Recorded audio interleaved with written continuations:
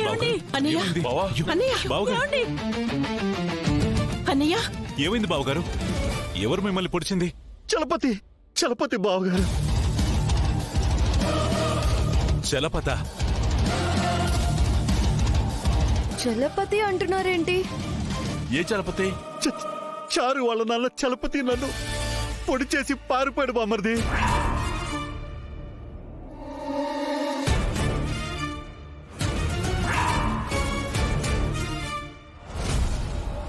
వాళ్ళు వాళ్ళు ఇక్కడ ఎక్కడ ఉన్నారు, వెతకండి.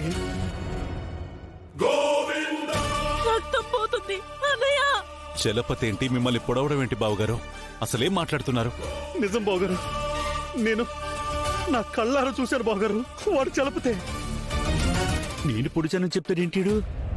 ఇడు తాగిన దిగలేదా ఏంటి? చచ్చిపోయిన మనిషి పొడవడం ఏంటి? అవును కదా, మొన్న అక్క చూశాను అంది. ఇప్పుడు ఏకంగా పొడిచారు అంటున్నారు. కొంచెమైనా నమ్మేలా ఉండాలి కదా. అయినా చనిపోయిన మనిషి ఎలా వస్తాడు, ఎలా పొడుస్తాడు? అంటే మావయ్య అబద్ధం చెప్పినట్ట? హాస్పిటల్ కి తీసుకెళ్దాం పదండి. మీరుండండి అత్తయ్య. ప్రాణాలు పోయేటప్పుడు ఎవరైనా అబద్ధం చెప్తారా? అసలేం అందలవాటు ఉంది. ఎవరిని చూసి ఎవరనుకున్నాడో ఏంటో. పండగ రోజున నా భర్తని పొట్టను పెట్టుకుంటున్నాడు. వాడి చేతులు పడిపోను, కాళ్ళు విరిగిపోను,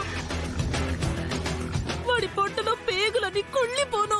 ఏడవకు పద్మం, వచ్చే జన్మలో కూడా నువ్వే నా భార్యవి. అయ్యో బావగారు, వచ్చే జన్మలో కూడా మీరే నా బావగారుగా పుట్టాలి బావగారు. అంటే అప్పుడు కూడా ఇల్లరిక వస్తారా అన్నయ్య గారు? రాసి పెట్టుంటే రావాలి కదమ్మా. నువ్వు నువ్వు నా బామ్మర్దిని బాగా చూసుకో పార్వతి.